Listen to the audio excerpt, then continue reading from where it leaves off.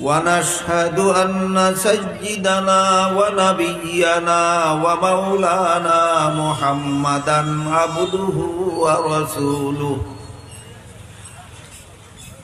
صلى الله تعالى عليه وعلى آله وأصحابه وبارك وسلم. أما بعد فأعوذ بالله من الشيطان الرجيم. بسم الله الرحمن الرحيم. والعصر إن الإنسان لفي خسر إلا الذين آمنوا وعملوا الصالحات إلا الذين آمنوا وعملوا الصالحات وتواصوا بالحق وتواصوا بالصبر. بارك الله لنا ولكم في القرآن العظيم ونفعنا وإياكم بالآيات والذكر الحكيم. শ্রদ্ধেয় সভাপতি হযরত উলামায়ে কেরাম, এলাকার সর্বস্তরের মুসলমান ভাইয়েরা আমার, আশপাশের বাড়ি ঘরে পর্দার আড়ালে বসা আমার মা ও বোনেরা, আপনারা বিজ্ঞাপনে আমার আলোচ্য বিষয় লেখা দেখে থাকবেন। বর্তমান প্রেক্ষাপটে মুসলিম উম্মার করণীয়। এখানে দুইটা জিনিস, একটা হলো বর্তমান প্রেক্ষাপট, বর্তমান অবস্থা। বর্তমান অবস্থাটা কি, এরপরে এই অবস্থা অনুপাতে আমাদের করণীয় কি, আমাদের দায়িত্ব কর্তব্য কি। বর্তমান অবস্থা দিন দিন মুসলমানদের সামগ্রিক অবস্থা দিন দিন খারাপের দিকে চলছে। আমাদের অবস্থা ভালোর দিকে দাবিত নয়, খারাপের দিকে দাবিত। এক সময় আসিল অনেক মুসলমানে, বিশেষত সাধারণ মুসলমানে, অনেক বিষয় আশয় জায়েজ না না জায়েজ, হালাল না হারাম জানত না। আজকাল আমার মনে হয় বেশিরভাগ মুসলমান দৈনন্দিন জীবনের কার্যকলাপের জায়েজ না জায়েজ, হালাল হারাম জানার অভাব নাই, অভাব শুধু মানার। জানার অভাব খুব কম, মানার অভাব বেশি। যেমন ধরেন, আল্লাহ কোরআনের এক আয়াতে বলেছেন, ইন্নাস সালাতা কানাত আলাল মুমিনিনা কিতাবাম মাওকুতা। এর অর্থ হলো নির্ধারিত সময়ে নামাজ পড়া মুমিনদের জন্য ফরজ। জানে না কোন মুসলমানে? 5 বেলা নামাজ যে ফরজ, এটা জানে না কোন মুসলমান? সব মুসলমানে জানে, কিন্তু বেশিরভাগ মুসলমানে পড়ে। সব মুসলমানে জানে 5 বেলার নামাজ ফরজ, কিন্তু বেশিরভাগ মুসলমানে পড়ে না। তাহলে বর্তমান অবস্থাটা মুসলমানদের কি? জানার অভাব না মানার অভাব? জানার অভাব নাই, মানার অভাব। আল্লাহ কোরআনের আরেক আয়াতে বলেন, আহাল্লাল্লাহুল বাইআ ওয়া হাররামার রিবা। অর্থ হলো আল্লাহ ব্যবসাকে হালাল করেছেন, সুদের কারবারকে করেছেন হারাম। ব্যবসা হালাল, সুদ হারাম। জানে না কতজন মুসলমান? আমার তো মনে হয় সব মুসলমানে জানে। সুদ যে হারাম এটা সব মুসলমানে জানে, কিন্তু এই হারাম মানিয়া চলে কজন মুসলমান? তাইলে বর্তমান প্রেক্ষাপটটা কি? জানার অভাব না মানার অভাব? বর্তমান প্রেক্ষাপট জানার অভাব নয়, প্রেক্ষাপট হইল শুধু মানার অভাব। তারপরে দেখুন, সব মুসলমানে আমাদের সমাজের জানে যে আমার ছেলেকে আমার মেয়েকে উযু গোসল পাক না পাক নামাজ বন্দেগী শিক্ষা না দিয়া যদি প্রাইমারি স্কুলে ভর্তি করে দেন, এই প্রাইমারি স্কুলের কোন শিক্ষক আমার ছেলে মেয়েকে নামাজ শিখাইবেও না, নামাজ পড়াইবেও না। সবাই জানে প্রাইমারি স্কুলে আপনাদের ছেলে মেয়েকে নামাজ শিক্ষা দেওয়ারও কোনো ব্যবস্থা নাই, নামাজি বানাইবারও কোনো ব্যবস্থা নেই। সবে জানে। এরপরেও নিজেদের ছেলে মেয়েদেরকে নামাজ শিক্ষা না দিয়েই প্রাইমারি স্কুলে ভর্তি করে দেয়। তাহলে এই যে মুসলমানের ভবিষ্যৎ প্রজন্ম, সমাজের মুসলমানদের নেক্সট জেনারেশন যে বেনামাজি হইতেছে,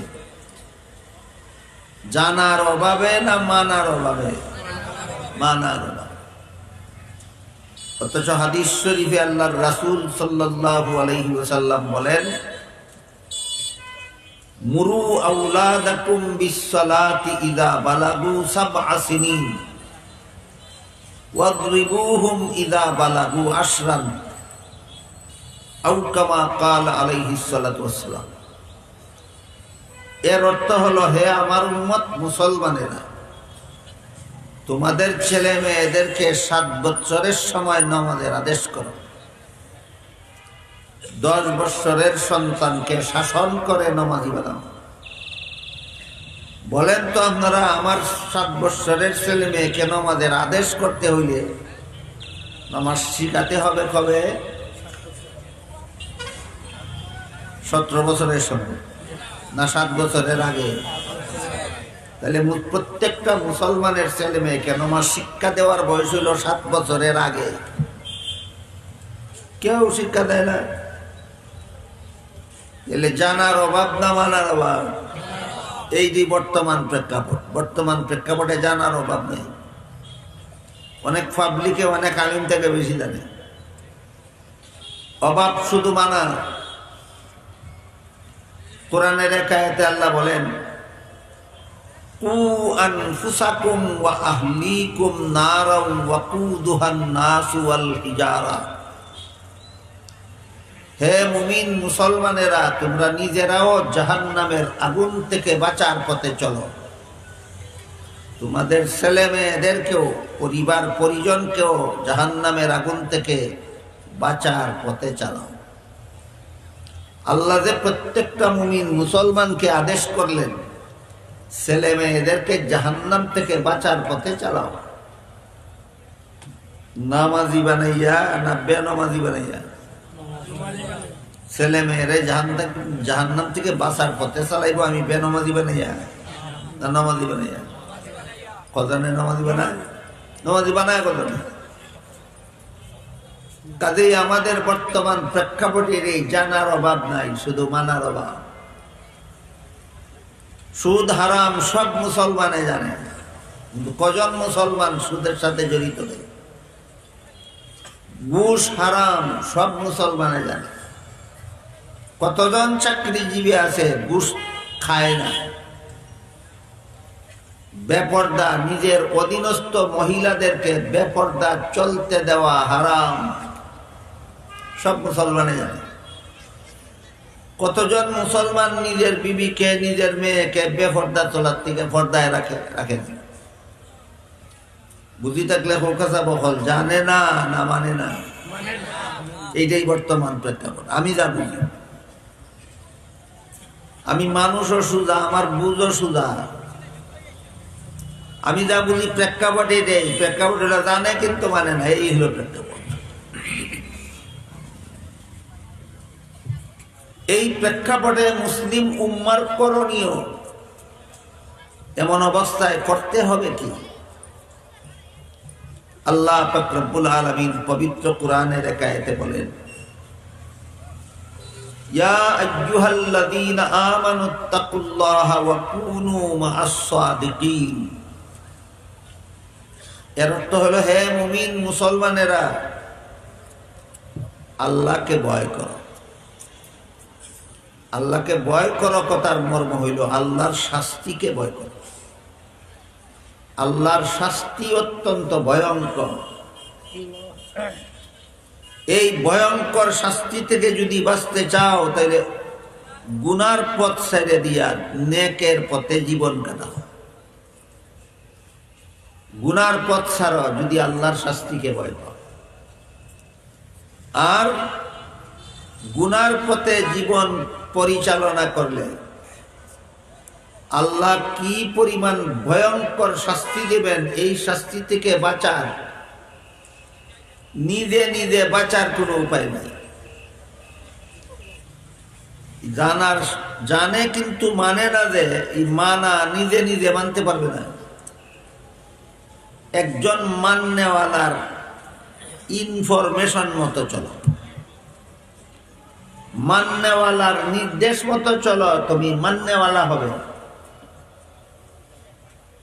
যেমন ধরেন একটা লোকে 1 2 3 4 5 6 7 8 9 10 গণা জানে না। যখন দেখলো গণা না জানলে বাজারও গিয়া বাজার খরচও হিসাব করা যায় না। হিসাব করা যাব, হিসাব করা যায় না। ওখান হে করবো কি? যে গণা জানে তার কাছে যাওয়া লাগবে কিনা, গিয়া নিজের যেভাবে মনে চায় সেইভাবে লেখাপড়া করলে হবে না। যে জানে তার নির্দেশ মতো পড়তে হবে, যে জানে তার নির্দেশ মতো পড়তে হবে। কাজে আমরা যারা জানি কিন্তু মানি না, আমরা নিজে নিজে মাননেওয়ালা হতে পারবো না। আল্লাহ কোরআনে বলে দিয়েছেন, তুমি নিজে নিজে মাননেওয়ালা হইতে পারবে না। একজন মাননেওয়ালার হুকুম মতো চলো, এই তোমার মানার অভ্যাস হবে। আল্লাহওয়ালাদের সঙ্গ লাভ করো, মাননেওয়ালাদের সহবত অবলম্বন করো, সংস্রব অবলম্বন করো, তাদের নির্দেশ মতো চলো। এ মর্মে হাদিস শরীফে রাসূল করিম সাল্লাল্লাহু আলাইহি ওয়াসাল্লাম বলেন, কুন আলিমান আও মুতাআল্লিমান আও মুস্তামিআন।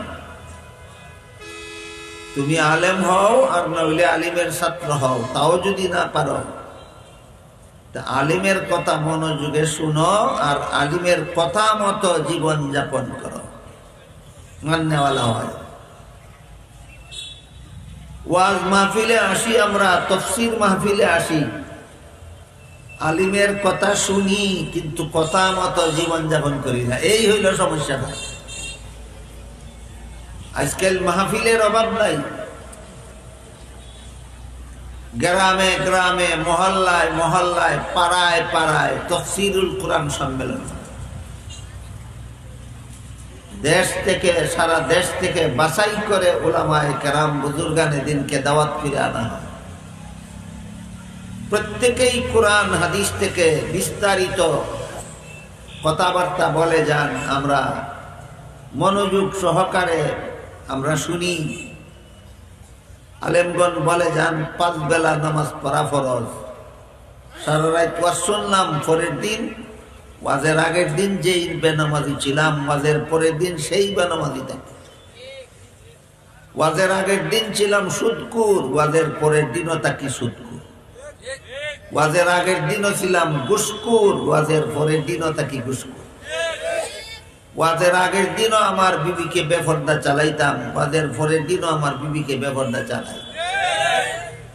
কাজেই শুধু শুনলে কাজ হবে না, তাদের নির্দেশ মতো চলতে হবে। মাননেওয়ালা যারা আছেন তাদের এমন একজনের সঙ্গ লাভ করতে হবে যিনি আপনাকে হাতে ধইরিয়া মাননেওয়ালা বানাইয়া দিবেন। এত দূরে মান্যওয়ালা বানাই দিবেন, আপনার হিসাব নিকাশ নিবেন। আমরা কথা শোনার জন্য মাহফিলে যাই, কিন্তু মানার জন্য কোনো আল্লাহওয়ালার কাছে যাই না। আপনি যেভাবে বলে দিবেন আমি সেইভাবে মানব, এমন কথা কেউ কয় না। খালি কয় আপনি তো তখন কই বইয়া শুনব। শুনলে জানা যায়, আর মানলে এই জানাটা কাজে লাগে। শুনলাম কিন্তু মানলাম না, এই শোনার কোনো দাম নেই। কাজেই শুধু ওয়াজ মাহফিল, তফসির মাহফিল যথেষ্ট নয়। আমাদের সংশোধনের জন্য কোনো আলেম, বুজুর্গ, আল্লাহওয়ালা, মান্যওয়ালা কোনো আলেমকে মুরব্বী বানাইয়া তার নির্দেশ মতো আমার জীবনের কাজগুলি করতে হবে। তিনি যেভাবে গৃহস্থী করার কথা বলেন সেইভাবে আমি গৃহস্থী করব। তিনি যেভাবে ব্যবসা করার কথা বলেন সেইভাবে আমি ব্যবসা করব।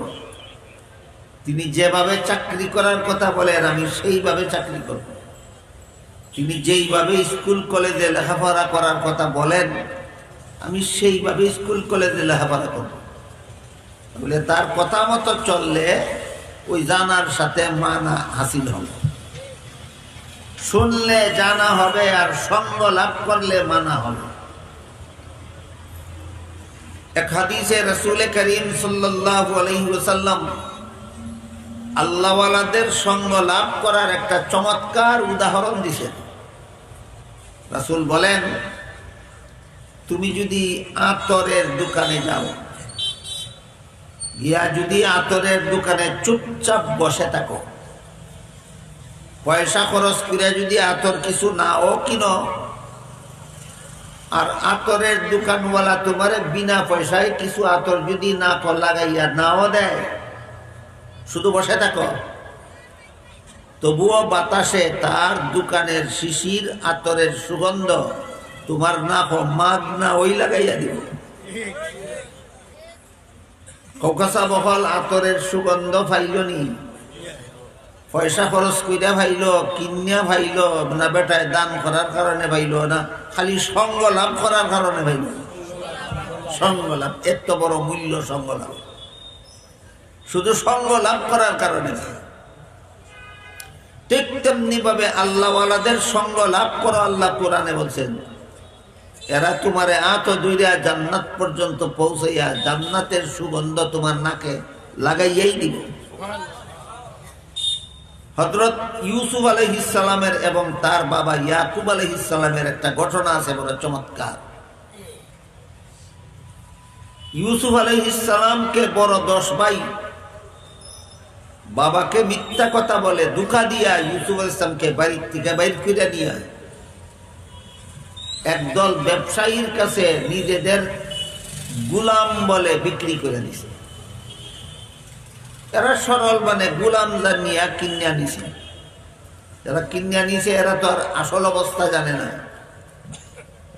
এরা গোলাম জেনে কিনিয়া নিছে। নিয়া মিশরে নিয়া মিশরের প্রধানমন্ত্রীর কাছে গোলাম কইয়া বিক্রি করে দিছে। বাবা এদিকে বাড়িতে ইউসুফ আলাইহিস সালামকে হারাইয়া কানতে কানতে কানতে কানতে চক্ষু দুইটা অন্ধ হয়ে গেছে। প্রায় 70 বছর পরে ইউসুফ নিজে যখন মিশরের বাদশা, তখন আল্লাহর হুকুমে ইয়াকুব আলাইহিস সালামকে নিজের পরিবার পরিজনকে বাড়ি থেকে মিশরে নেওয়াইলেন। ইউসুফ আলাইহিস সালাম পিতা পুত্রের বিচ্ছেদ হয়েছিল 70 বছর আগে। 70 বছর পরে যখন বাপ বেটা দুইজনের সাক্ষাৎ হইল, প্রথম সাক্ষাতে ছেলে ইউসুফ আলাইহিস সালাম বাবা ইয়াকুব আলাইহিস সালামকে জিজ্ঞাসা করলেন, বাবা আপনি কি তকদির বিশ্বাস করেন না? অথচ দুজনই নবী, ইউসুফ আলাইহিস সালামও নবী, ইয়াকুব আলাইহিস সালামও নবী। ছেলে নবী, বাবা নবীকে জিজ্ঞাসা করেন আপনি কি তকদির বিশ্বাস করেন না? বাবা কইলেন, তুমি এটা কেমন কথা প্রশ্ন করলে আমারে? তকদির তো সব মুসলমানই বিশ্বাস করে, সাধারণ মুসলমানে উম্মতেরাও তো তকদির বিশ্বাস করে।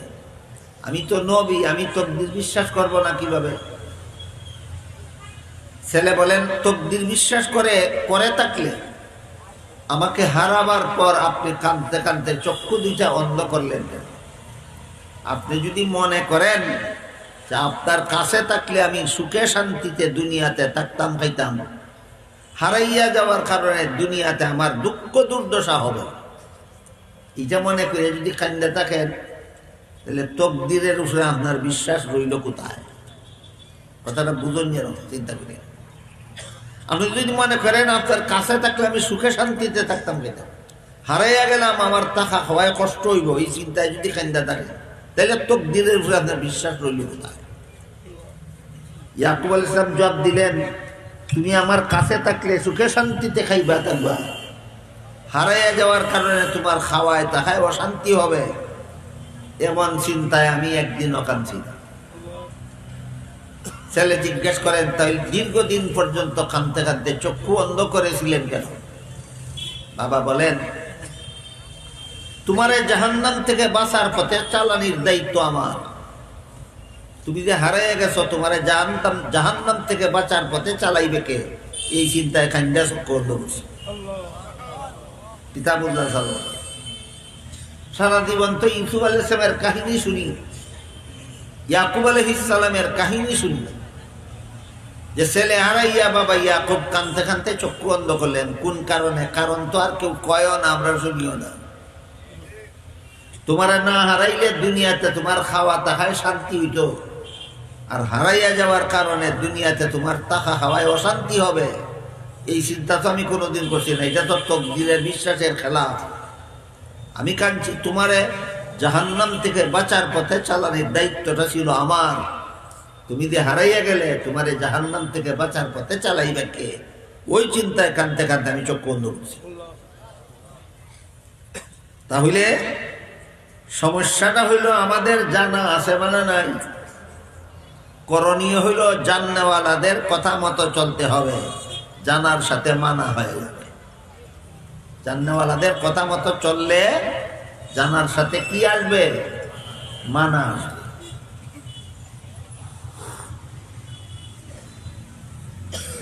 এই জাননেওয়ালারা হইলেন জাননেওয়ালা এবং মাননেওয়ালারা হইলেন আলেমগণ। আলেমগণ কোরআন হাদিস জানেন, এবং হক্কানি আলেম যারা, তারা কোরআন হাদিস যা জানেন তা মানিয়া চলেন, তারাই হক্কানি আলেম। যারা কোরআন হাদিসের এলিম শিখে, কোরআন হাদিসের এলিম মতো জীবন যাপন করেন, তারাই হক্কানি আলিম, সঠিকপন্থী আলিম।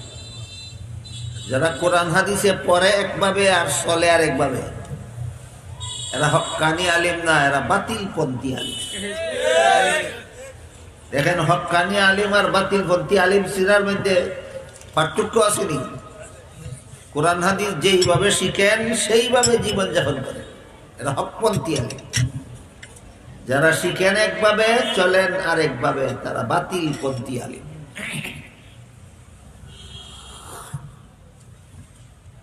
এর দুই একটা উদাহরণ দিই আপনাদের। কোরআন হাদিসে কতগুলি কাজকে মুমিন মুসলমানের জন্য হালাল করা হয়েছে, এগুলি করা জায়েজ আছে, বাধা নাই। আর কতগুলি কাজকে কোরআনে হাদিসে মুসলমানদের জন্য হারাম করা হয়েছে। যেমন একটু আগে কইলাম, নিজের বিবিকে, নিজের মেয়েকে বেপর্দা চলতে দেওয়া হারাম। নিজের মেয়েকে, নিজের বিবিকে বেপর্দা চলতে দেওয়া হারাম। কোনো আলিমের বিবিরে যদি বেপর্দা চলতে তিনি বাধা দেন না, কোনো আলিম যদি তার মেয়েরে বেপর্দা চলতে দেন, এই আলিম হক্কানি না বাতিলপন্থী? বাতিলপন্থী। গান শোনা হারাম। আলিমরা জানেন, কোরআন হাদিসে শিখছেন, গান শোনা হারাম। গান গাওয়াও হারাম, গান শোনাও হারাম। কোন আলিম যদি গান শুনে, হকপন্থী আলিম না বাতিলপন্থী? বাজনা বাজানিও হারাম, বাজনা শোনাও হারাম। কোন আলিম যদি বাজনা বাজায় অথবা বাজনা শুনে, বলেন আপনারা হকপন্থী না বাতিলপন্থী? বাতিলপন্থী। সে নিজেই রুগী, আর একজন রুগীর কি চিকিৎসা করবো? যে নিজেই রুগী, ঔষধ চিনে না, ঔষধ ব্যবহার করে না, আরেক রুগীরে কি চিকিৎসা করবে সে? ঠিক তেমনি ভাবে ছবি তোলা হারাম।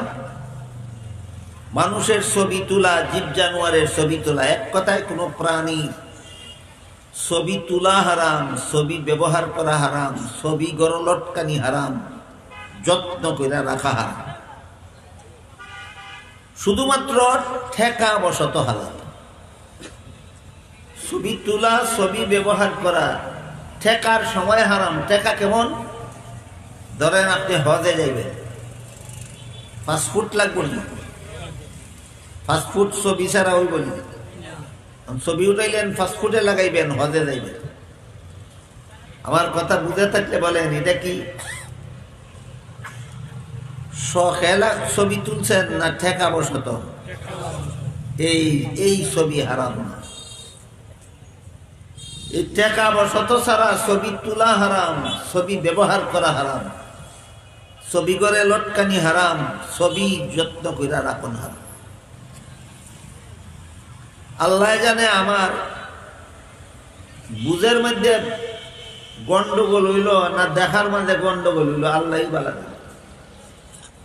আমি আজকাল দেখি অনেক আলেম এমন আছে, লম্বা জুব্বা গায়ে দিয়া, সুন্নতি দাড়ি মুখ লইয়া, মাথায় সুন্নতি ফাগরি বান্ধিয়া, বাজার খারইয়া দেদার সে ফটো তুলে, দেদার সে ফটো। এটা তো সরিষার ভিতরের বুথ। মানুষের বুথ ধরলে সরিষা দিয়া যারে, সরিষারে বুথে ধরলে যার বকি দিয়ে। সাধারণ মানুষে গুনাহ করলে আলিমের দায়িত্ব গুনাহটা কি ফিরাও। আলিম হারাম কাজে লিপ্ত হইলে তারে ফিরাই বকে।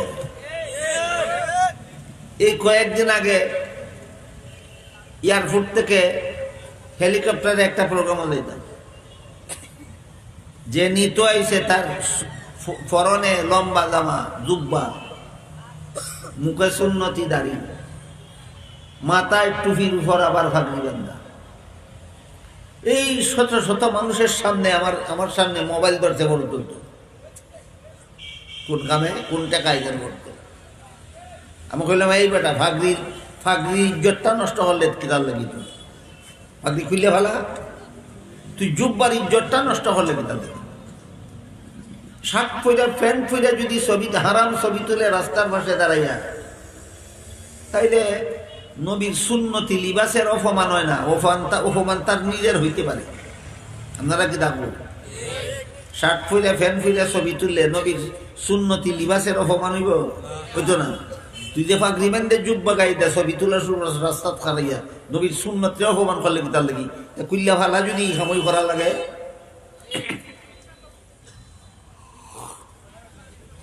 এই কারণে আমরা কোন আলিমের সঙ্গ লাভ করলে জানার সাথে মানা হবে এটা ভালো করে চেনা দরকার।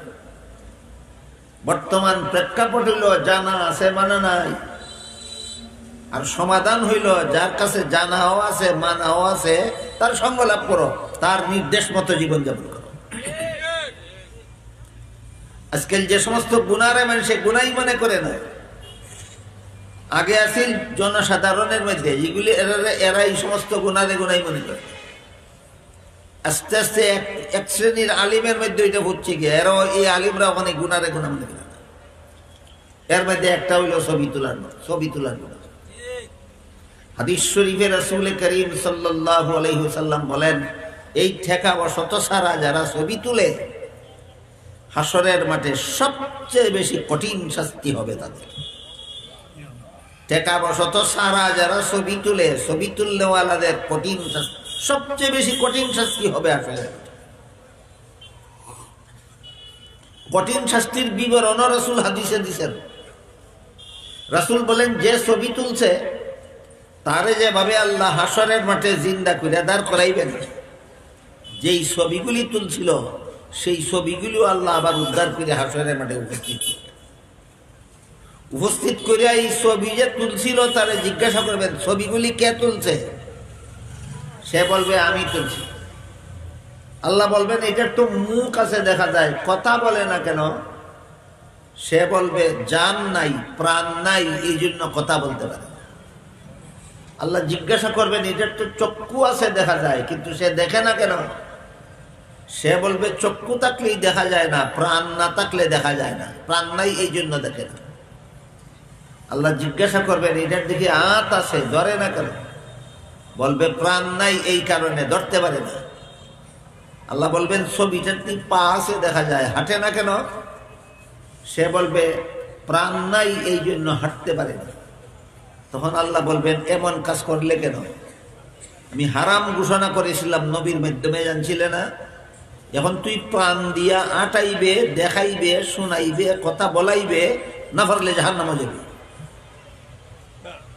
এই জন্য রসুল বলেন যারা ছবি তুলে কঠিন হাসরের মাঠে সবচেয়ে বেশি কঠিন শাস্তি হবে তাদের। আমি নিজে যদি হারাম ছবি পথে ঘাটে হাটে মাঠে তোলা শুরু করি, আপনারা হারাম ছবি ছাড়ার কথা কইব কে? আমি তো সরিষার ভিতরের ভূত। আমি নিজে যদি হারাম ছবি নিয়ে ব্যস্ত থাকি, আপনাদেরকে হারাম ছবি ছাড়ো এই কথা আর বলবে কে? আমি তো নিজেই তো সরিষার ভিতরের ভূত।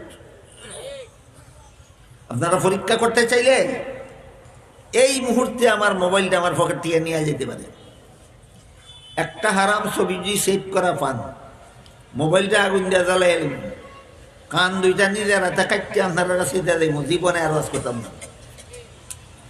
কিন্তু যে মৌলবীর নিজের মোবাইলের মধ্যে মার ছবি সেভ করা আছে, বাপের ছবি সেভ করা আছে, নিজের মেয়ের ছবি সেভ করা আছে, নিজের ছেলের ছবি সেভ করা আছে, পাওয়ার আছে নি ছবি হারাম ওয়াজ করতো? পাওয়ার এটা ফিউজ ব্যাটারি। কি battery? Fuse battery. Fuse battery দেখতে দেখা যায় ফুল ব্যাটারি, কিন্তু কানেকশন দিলে বাতি জ্বলে না, এটার কয় ফিউজ ব্যাটারি। যেসব মৌলবী হারাম ছবি তোলা নিয়ে ব্যস্ত, এরা ফিউজ ব্যাটারি। এরা আপনারা ছবি হারাম এই ওয়াশ করার বুকের ফাটা নাই। এরা ছবি হারাম ছবি তুললে জাহান্নামে যেতে হবে, এই কথা বলার মতো সৎ সাহস এদের অন্তরে নাই। এই কারণে বলছি কোন আল্লাহওয়ালাদের সঙ্গ লাভ করতে হবে, কোন আলিমের সঙ্গ লাভ করলে আমার আমল সংশোধন হবে, এটাও চিন্তা নেওয়া দরকার। হাদিস শরীফে উল্লেখ আছে রাসূল করিম সাল্লাল্লাহু আলাইহি ওয়াসাল্লাম ময়ূরের ছবি ছাপা একটা চাদর কিনলেন, কিনে ঘরে লটকাইয়া রাখলেন। পরের দিন জিবরিল ফেরেশতা ওহী নিয়ে আসলেন নবীর দরবারে। অন্যদিন ঘরে ঢুকেন, এই দিন বাইরে দাঁড়িয়ে আছে। নবী জিজ্ঞাসা করেন, ও জিবরিল, যেদিন ওহী নিয়ে আসো আমার কাছে আসো ঘরের ভিতরে, আজকে বাইরে দাঁড়ায় রইলে কেন? জিবরিল বলে, হুজুর আজকে যে ওহী লইয়া আইছি এই ওহী আমারে আপনার ঘরে ঢুকতে দেয় না। খেয়াল করেন যেন, আজকে যে ওহী লইয়া আইছি ওহী আমারে আপনার ঘরে ঢুকতে দেয় না। জিবরিল বলেন, নবী বলেন আজকে কি ওহী লিয়েছে? জিবরিল বলেন আজকে এই ওহী লিয়েছি, আজকে থেকে আপনার সমস্ত উম্মতের জন্য, আপনার জন্য ঘরের মধ্যে কোনো মানুষের ছবি অথবা কোনো জীবজন্তুর ছবি লটকানি হারাম। আইয়া দেখি আপনার ঘরে ছবি লটকায়। ঘটনা বুঝে থাকলে বলেন, ছবি লটকানি হারাম ওহী লিয়েছেন জিবরিল আজকে। আর ছবি সাফা চাদর কিনছিলেন নবী আগের দিন, হারাম হওয়ার পরের দিন না আগের দিন? যেদিন নবী কিনছিলেন এই দিন তো হারাম ছিল না, পরের দিন হারাম ওহী লই আইছে জিবরিল। এই জন্য নবী বলেন, ও জিবরিল, ছবি লটকানি হারাম ওহী লই আইছো আজকে। আমি তো গতকাল কিনছিলাম চাদরটা, গতকাল তো হারাম ছিল না, এখন আমার পয়সার কিনা চাদরটা কি করবো? জিবরিল বলেন, চাদরটা এমন ভাবে ছিঁড়ে টুকরা টুকরা করুন, যেভাবে টুকরা টুকরা করলে প্রত্যেকটা ছবির কেল্লা এক টুকরায় আর শরীর আরেক টুকরায় যায়। ছবি চাদরের মধ্যে যতগুলি ছবি ছিল প্রত্যেকটা ছবির কেল্লা এক টুকরায় আর শরীর আরেক টুকরায় যায়। এইভাবে রাসূল চাদরটারে ছিঁড়ে টুকরা টুকরা করলেন। তখন জিবরিল ফেরেশতা মুহাম্মদুর রাসূলুল্লাহ ঘরে প্রবেশ করলেন আর বললেন, এইভাবেই আজকের থেকে আপনার যে উম্মতের ঘরে ছবি লটকানো থাকবে, আমি জিবরিল এবং আমার অধীনস্থ কোনো রহমতের ফেরেশতা কিয়ামত পর্যন্ত তার ঘরে ঢুকবে না। এই হারাম ছবি নিয়ে যদি মৌলবীরা ব্যস্ত থাকে, এই হারাম ছবি যদি মৌলবীর পকেটে লিয়ে ঘুরায়, এই হারাম ছবি যদি মৌলবীর মোবাইলও সেট করা থাকে, ইলা হক্কানি আলেম না বাতিল? বাতিল। তার সংস্রবে গেলে আপনাদের জানা অনুপাতে মানা হবে না, জানা অনুপাতে মানা হবে না। এই একটা গুনারে আজকাল মানুষে তো গুনাহ মনে করেই না, একদল মৌলবীরাও গুনাহ মনে করে না। আর একটা গুনারে মানুষে গুনাহ মনে করে না, সেটা হলো বাজনা। মোবাইলের মধ্যে বাজনা, এক এক কোম্পানির এক এক রকমের বাজনা সিস্টেম থাকে। কেউ রিং দিলে বাজে, রিং বাজে, এই রিংটন যেটা রেখে। যদি একটা মোবাইল কোম্পানির মধ্যে, একটা কোম্পানির মোবাইলের মধ্যে যদি 15 রকমের রিংটন থাকে, যে 13টা রিংটনই থাকে বাজনা, 2টা থাকে বাজনা ছাড়া। 2টা সিস্টেম রিংটন ছাড়া কেন কোম্পানিওয়ালা দেয়? যারা বাজনা শুনতে চায় না তাদেরকেও কাস্টমার বানাইবার জন্য। সে যে নিয়তে ওই দেখ না কেন। আমি তো হারাম থেকে বাঁচতে হইলে আমার মোবাইলও বাজনা ছাড়া রিংটনটা সেটিং করা দরকার। আমি যদি এটার যাচাই বাছাই না করি, আমার মোবাইলে যদি বাজনা রিংটন সেটিং করি, যতবার কল করব ততবার বাজনা বাজব, ততবার বাজনা বাজানির হারাম গুনাহ আমার আমলে হবে। আমি সাধারণ মানুষের বাজনা হারাম ইউজ করার পাওয়ার থাকবো নি আমার অন্তর, আমার বুকে এই সৎ সাহস থাকবো নি বাজনা রিংটন বাজনা বাজানি হারাম এই কথা বলার সৎ সাহস থাকবে না। আজকাল অনেক আলেমরা দেখছি মোবাইলের মধ্যে বাজনা রিংটন সেটিং করে রাখে, এটা হারাম। আপনারা কি মনে করেন আলিমরা হারাম করলে এটার হারাম থাকে না? আলিমে সুদ খাইলে এটার গুনাহ হয় না? আলিমের ঘুষ খাইলে আর গুনাহ হইতো না? ডাবল গুনাহ হইল। সাধারণ মানুষের সুদ খাইলে যে গুনাহ, আলিমা খাইলে ডাবল গুনাহ। সাধারণ মানুষের বাজনা বাজাইলে যে গুনাহ, আলিমে বাজনা মানে ডাবল গুনাহ। সাধারণ মানুষের গান শুনলে যে গুনাহ, আলিমে গান শুনলে তার ডাবল গুনাহ। এই হলো বাজনার একটা জিনিস। এটার আজকাল সাধারণ ব্যাপকভাবে মানুষে এই গুনাহটারে গুনাই মনে করে। আর একটা গানের আর এক নাম সঙ্গীত, গানের আরেক নাম সঙ্গীত। এটারে একদল মৌলবীরা এমন ভাবে একটা চক্রান্ত করে লিখে, কয় ইসলামী সঙ্গীত। সঙ্গীত যদি ইসলামী হইতে পারে তো বাজনারে কদিন পরে তোমরা ইসলামী বাজনা কইবা, আর কদিন পরে তো সুদরেও কইবা ইসলামী সুদ, আর কদিন পরে ঘুষরে কইবা ইসলামী ঘুষ, আর কদিন পরে মূর্তি পূজারে কইবা ইসলামী মূর্তি পূজা। শোনেন, একটা ফতুয়ার কথা শোনাই।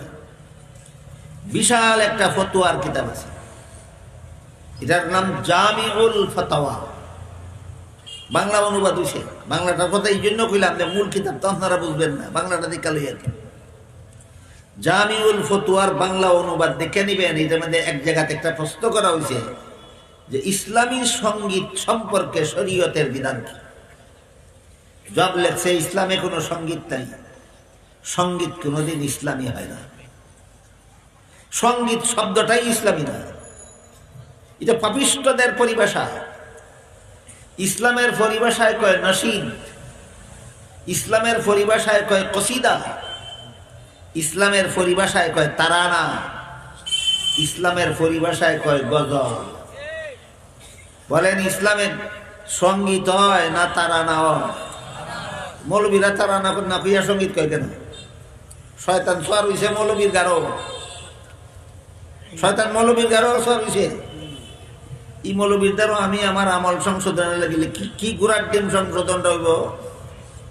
এই জন্য আল্লাহ কোরআনে বলেন, ইয়া আইয়ুহাল্লাযীনা আমানুত্তাকুল্লাহা ওয়া কুনু মা'আস সাদিকিন। হে ঈমানদারগণ, আল্লাহর শাস্তির ভয় যদি অন্তরে ঢুকাইতে চাও, তাহলে যারা জানার সাথে মানে যারা, তাদের সঙ্গ লাভ করতে যাও। জানার সাথে মানে যারা, শুধু জানে যারা তাদের সঙ্গ লাভ করব না, জানার সাথে মানে যারা, জানার সাথে মানে যারা।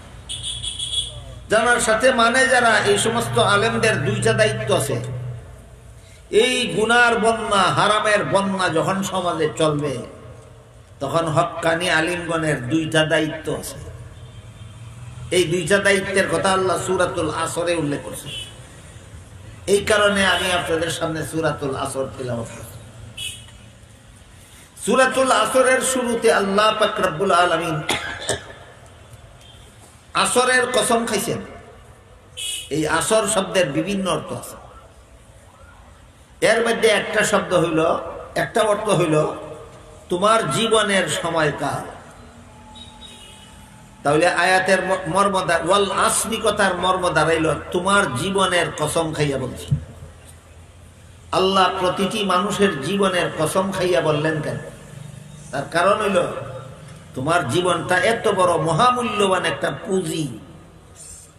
এই পুঁজিটা ফুরাইবার আগে আগে তুমি ইচ্ছা করলে জান্নাতের কাস্টমার হইয়া দুনিয়া থেকে যাইতে পারো, আর তুমি অবহেলা করলে জীবনের পুঁজিটা ফুরাইবার আগে আগে তুমি জাহান্নামের কাস্টমার হইয়া দুনিয়া থেকে বিদায় দিতে পারো।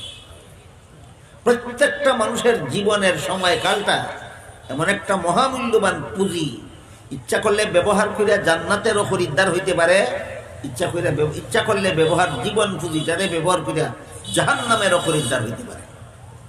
তাইলে যেই পুঁজিটারে সঠিকভাবে ব্যবহার করলে আমি জান্নাতের খরিদ্দার হইতে পারি, যেই পুঁজিটারে সঠিকভাবে ব্যবহার না করলে জাহান্নামের খরিদ্দার হতে হবে।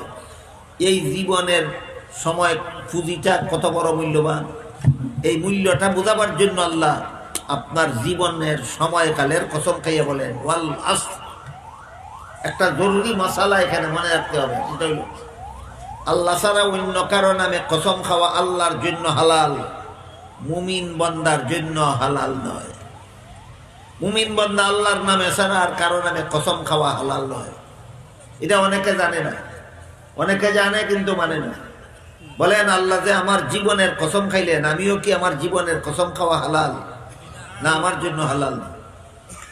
মুমিন বান্দার জন্য একমাত্র আল্লাহ ছাড়া আর কারো নামে কসম খাওয়া হালাল, আল্লাহর জন্য হালাল। এই জন্য আল্লাহ প্রত্যেকটা মানুষের জীবন পুঁজির মূল্যটা কত বুঝাবার জন্য বলেন ওয়াল আসরি, তোমার জীবনের পুঁজির কসম খাইয়া বলতেছি ইন্নাল ইনসানা লাফি খুসরিন। সারা দুনিয়ার সমস্ত মানুষ জীবন পুঁজি ফুরাইয়া যাবে, কিন্তু মুনাফা বলতে কিছু পাবে না, পরকালে জাহান্নামের শাস্তি ভোগ করবে। এরা ক্ষতিগ্রস্ত।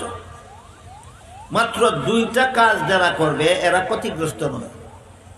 দুনিয়ার জীবনের সীমিত জীবনের পুঁজিটা পুরাইয়া যাবে, কিন্তু এর বিনিময়ে সে চিরস্থায়ী জান্নাতের খরিদ্দার হয়ে যাবে। এরা লাভবান।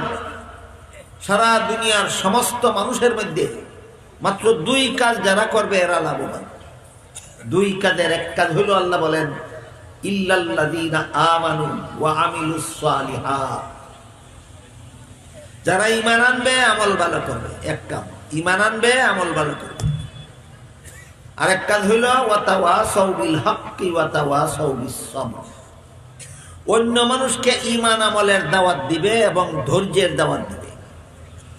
নিজে ঈমান আনবে, আমল ভালো করবে, অন্যদেরকে ঈমান আমলেরও দাওয়াত দিবে। ঈমান আমলের উপর অটল থাকতে যে কষ্ট হয়, এই কষ্টটা সহ্য করার দাওয়াত দিবে। এই দুই কাজ যারা করবে এদের জীবন বিফল হবে না, এদের জীবন হবে সফল। কাজেই বর্তমান প্রেক্ষাপট হইল মুসলমান সমাজ অনেক কিছুই জানে কিন্তু মানে না।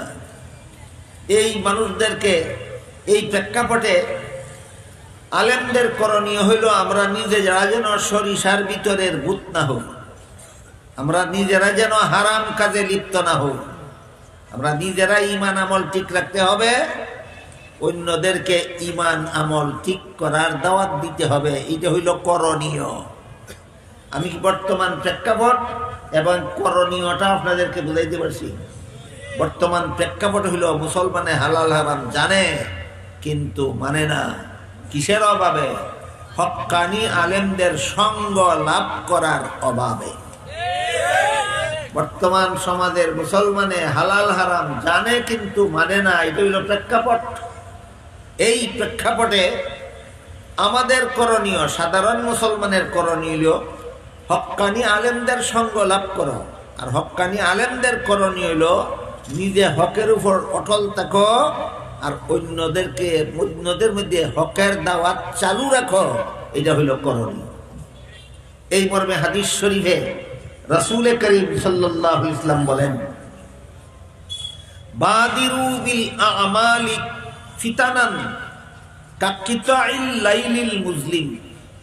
হে আমার উম্মত মুসলমানেরা, এই রকম প্রেক্ষাপট যখন দেখা দেয়, মানুষে জানে কিন্তু মানে না, তখন এই পরিস্থিতির মোকাবেলা করতে হবে। তোমরা ঈমান আমল সংশোধনের উপর অটল থাকো। নিজেরা ঈমান সংশোধন রাখো, আমল সংশোধন করো। ঈমান সংশোধন রাখো, আমল সংশোধন করো। এই প্রেক্ষাপটের মোকাবেলা এইভাবে করা ছাড়া আর কোনো উপায় নেই। অথচ আজকাল আমাদের অনেকের ঈমান সংশোধন না, আমরা শিরিক মিশ্রিত ঈমান নিয়ে থাকি। আমরা নিজেরা নিজে ঈমানদার মনে করি, আসলে ঈমানের সাথে শিরিক মিশে গেছে। এক গ্লাস দুধের মধ্যে যদি 2-3 ফোঁটা পেশাব মিশে যায়, এই দুধ খাওয়ার যোগ্যতাকে দিই। ঠিক তেমনি ভাবে কোন ঈমানদারের ঈমানের সাথে যদি শিরিক মিশ্রিত হইয়া যায়, এই ঈমান আল্লাহর কাছে গ্রহণযোগ্য থাকে না। শিরিক কেমনে মিশে? বাড়ির থাকতে কলেমা পড়ে লা ইলাহা ইল্লাল্লাহু মুহাম্মাদুর রাসূলুল্লাহ, বাড়ির থাকতে কলেমা পড়ে আশহাদু আল্লা ইলাহা ইল্লাল্লাহু ওয়াহদাহু লা শারীকা লাহু। আপনারা কেউ বলতে পারেন লা শারীকা লাহু অর্থ কি? কেউ ভাবেন না? আল্লাহর কোনো শরীক নাই, আল্লাহর কোনো শরীক নাই, আল্লাহর কোনো শরীক নাই। এই শরীক নাই মানে কি? আল্লাহ যা পারে অন্যরা তা পারে। এক কথায় শরীক নাই কথার অর্থ আল্লাহ যা পারে অন্যরা পারে না। আল্লাহ যা পারে অন্যরা তা পারে না। এবার বলেন, আপনি যখন অসুস্থ হন, ডাক্তার ঔষধ দিতে পারে, কিন্তু রোগ সারার গ্যারান্টি দিতে পারে? রোগ সারার গ্যারান্টি দেওয়া ডাক্তারের কাজ নয়, ঔষধ দেওয়া, ব্যবস্থাপত্র দেওয়া ডাক্তারের কাজ। রোগ সারানি আল্লাহর কাজ। কার কোন কাজ? ডাক্তারের কাজ রোগ সারাইয়া দেওয়া না ঔষধ দেওয়া? রোগ সারানি কার কাজ? আল্লাহর কাজ। এখন যদি বাবা শাহজালালের মাজার গিয়া হয়, বাবা আমার ছেলের রোগটা সারাইয়া দেয়, কার সাথে শরীক করলো? বাবারে আল্লাহর সাথে শরীক করলো। ওই 1 গ্লাস দুধের মধ্যে 1 ফোঁটা মুত ঢালি দিল, এই দুধ আর খাওয়ার যোগ্য না। তোমার লা শারীকা লাহু বাতিল হইয়া গেছে, তোমার কলেমা আল্লাহর কাছে গ্রহণযোগ্য নয়। এই জন্য বলছি ঈমান সংশোধন, ঈমান সংশোধন করতে হবে। ঈমানে যদি শিরিকের মিশ্রণ করতে যায়, এই ঈমান গ্রহণযোগ্য থাকে না, ঈমান সংশোধন করতে হবে। আরেকটা উদাহরণ দেই, দেখেন আপনারা যারা গৃহস্থী করেন, ক্ষেতের মধ্যে ধানের চারা লাগানি আপনার কাজ, ফসল দেওয়া না দেওয়া কার কাজ? ধানের চারা লাগানি বন্দার কাজ, ফসল দেওয়া আল্লাহর কাজ। গৃহস্থে যদি নিজের ক্ষেত ফসলের চারা লাগাইয়া বাবার উরুসে গিয়া কয়, বাবা আমার ক্ষেতের ফসলটা বাড়াইয়া দিও, কয় বলেন কার সাথে কারে শরীক করলো? আল্লাহর সাথে বাবারে শরীক করলো। তোমার ঈমান শেষ, তোমার ঈমান ধ্বংস হয়ে গেছে। তুমি 1 গ্লাস দুধের মধ্যে 1 ফোঁটা মুত চারি দিত, এই দুধ খাওয়া হারাম হইয়া গেছে, এই দুধ খাওয়া হারাম হইয়া গেছে। এবার বলেন, বিয়া করা আল্লাহর কাম না বন্দার কাম? সন্দেহ আছে নি? কৌকাব বুঝি থাকলে বিয়া করা কার কাম? বন্দার কাম। সন্তান দেওয়া কার কাম? হ্যাঁ, পরিষ্কার ভাবে বোঝা লাগবো আমার কাম কোনটা আর আল্লাহর কাম কোনটা। বিয়া করা আল্লাহর কাম না, বিয়া করা আমার কাম, আমার করা লাগবে। সন্তান দেওয়া বাবার কাজ না, সন্তান আল্লাহর কাছে যাওয়া।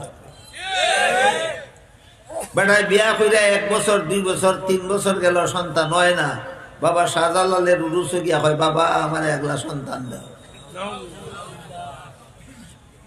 কার কাছে চাওয়ার জিনিস কার কাছে চাইল? আল্লাহর কাছে চাওয়ার জিনিস বাবার কাছে চাইল। ওই এক গ্লাস দুধের মধ্যে এক ফোঁটা মদ ছাড়ি দিল, এই দুধ খাওয়া তোমার হারাম হয়ে গেছে, তোমার ইমান নষ্ট হয়ে গেছে। ইমান ঠিক রাখো, ইল্লাল্লাযীনা আমানু ওয়া আমিলুস সালিহাত। এই জন্য এই জানার সাথে মানার পরিবেশ তৈরি করতে হইলে ইমান ঠিক রাখা লাগবে, শিরিক মুক্ত ইমান। ইমান ঠিক রাখা মানে যে ইমানের সাথে শিরিক নাই, যে ইমানের সাথে শিরিক নাই। শিরিক মুক্ত ইমানের দরকার, বেদাত মুক্ত আমলের দরকার। শিরিক মুক্ত ইমান আর বেদাত মুক্ত আমল ছাড়া এই বর্তমান প্রেক্ষাপটের আর কোনো করণীয় নাই। বর্তমান যে প্রেক্ষাপটটা, যে আমরা জানি কিন্তু মানি না, এটার করণীয় হইল দুইটা, একটা হইল শিরিক মুক্ত ইমান আর একটা হইল বেদাত মুক্ত আমল। শিরিক মুক্ত ইমান, বেদাত মুক্ত আমল।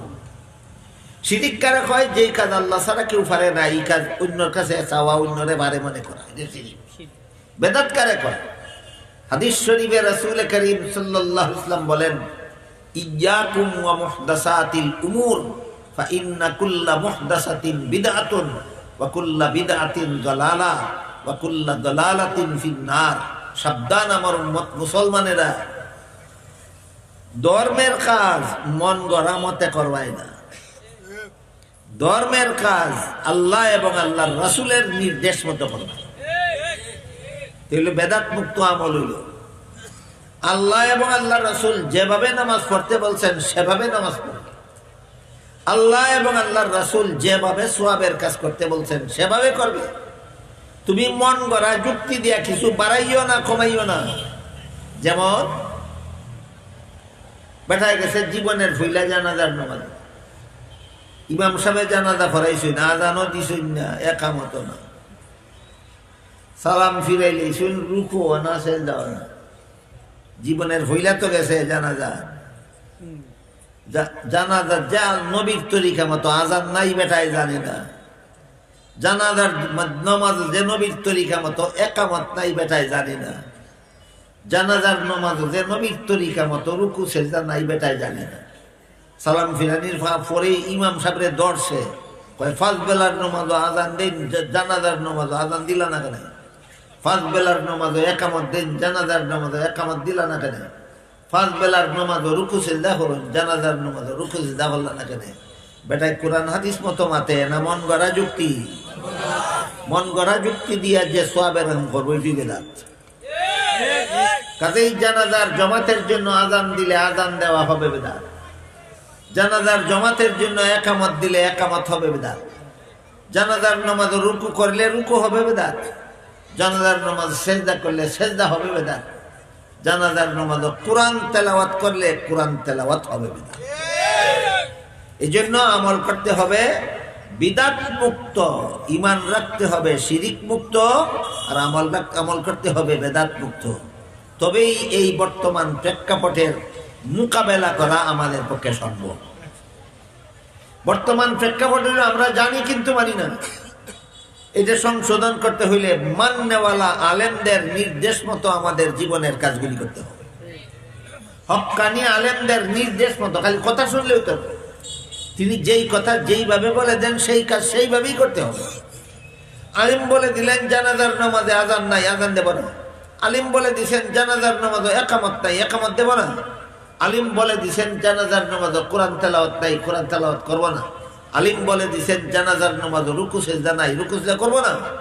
আলিম বলে দিছেন রাসূল জীবনে কোনোদিন জানাজার সালাম ফিরাইয়া দোয়া করছেন না, করব না।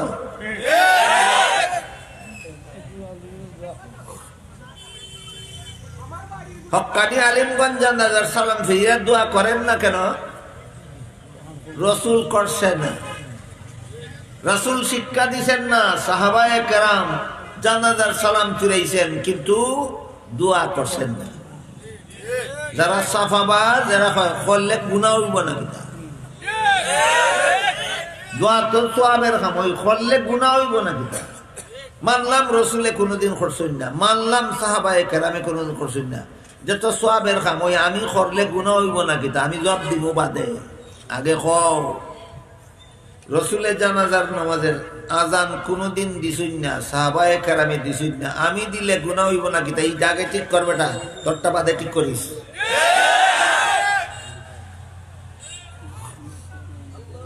রাসূলে কোনোদিন জানাজার নামাজের জমাতে একামত দিছুই না সাহাবায়ে কেরামে দিছুই না আমি দিলে গুনাহ হইব নি এটার জবাব আগে রেডি করো রাসূল কোনদিন জানাজার নামাজ কোরআন তেলাওয়াত করছেন না সাহাবায়ে কেরামে করছেন না আমি করলে গুনাহ হইব নি প্রশ্নের জবাব আগে ঠিক কর রাসূল কোনদিন জানাজার নামাজে রুকু সিজদা করছেন না সাহাবায়ে কেরামে করছেন না আমি করলে গুনাহ হইব নি এই প্রশ্নের যেই জবাব রাসূল এবং সাহাবায়ে কেরাম জানাজার সালাম ফিরিয়ে দোয়া করছেন না আমি করলে গুনাহ হইব নি ওই প্রশ্নের সেই জবাব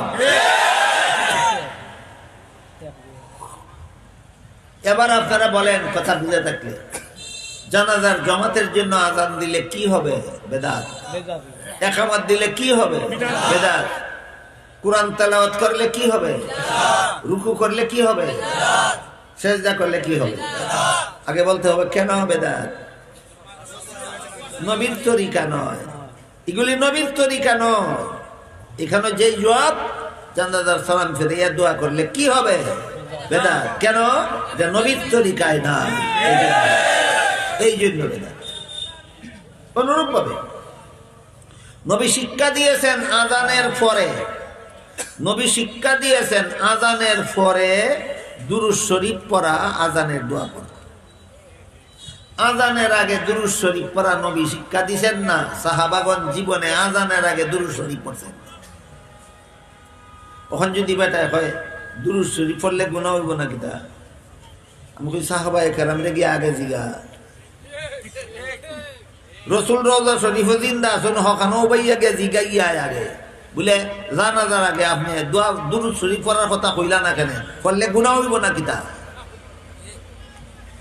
এই চাপাবাজি হইল এই করলে গুনাহ হইব না কিতা এটা একটা চাপাবাজি যে কাম করা আল্লাহ শিক্ষা দিছেন না রাসূল শিক্ষা দিছেন না যে কাম সাহাবায়ে কেরামে করছেন না ধর্মের নামে সওয়াবের নামে এটা করলেই গুনাহ হয় এই গুনাহটার নাম ওই বিদআত এই গুনাহটার নাম ওই বিদআত কথা বুঝে থাকলে এবার বলেন জানাজার নামাজের জন্য আযান দিলে গুনাহ হবে হ্যাঁ এই গুনাহটার নাম বিদআত জানাজার জামাতের জন্য একামত দিলে গুনাহ হবে এই গুনাহটার নাম ওই বিদআত জানাজার নামাজের ভিতরে কোরআন তেলাওয়াত করলে গুনাহ হবে এই গুনাহটার নাম ওই বিদআত জানাজার নামাজে রুকু করলে গুনাহ হবে এই গুনাহটার নাম ওই বিদআত জানাজার নামাজে সিজদা করলে গুনাহ হবে এই গুনাহটার নাম ওই বিদআত জানাজার সালাম ফিরিয়ে দোয়া করলে গুনাহ হবে গুনাহটার নাম ওই বিদআত এই কারণে আমাদের সংশোধনের পথ একটা মাত্র পথ শিরিক মুক্ত ঈমান চাই বেদাত মুক্ত আমল চাই শিরিক মুক্ত ঈমান চাই বেদাত মুক্ত আমল চাই সংশোধনের একমাত্র পথ বিকল্প কোনো পথ নয় কাজেই যে সমস্ত আলিমগণের ঈমান শিরিক মুক্ত যে সমস্ত আলিমগণের আমল বেদাত মুক্ত ওই সমস্ত আলিমগণকে মুরব্বী বানাইয়া তাদের ইনফরমেশন মতো আল্লাহ রাসূল বলেন আও কোন আলিমান আও মুতাআল্লি আও মুস্তামিআন ওই সমস্ত আলিমদের কথা মনোযোগে শুনো তারা যেভাবে যে আমল করতে বলেন সেইভাবে সেই আমল করো তোমার এই বর্তমান প্রেক্ষাপটের সমস্যার সমাধান হয়ে যাবে আল্লাহ আপনাদের আমাদের সবাইকে সমস্যাটা বুঝার এবং সমাধানটা গ্রহণ করার তৌফিক দান করুন সবাই বলুন আমিন সুবহান রাব্বিকা রাব্বিল ইজ্জাতি আম্মা ইয়াসিফুন ওয়া সালামুন আলাল মুরসালিন।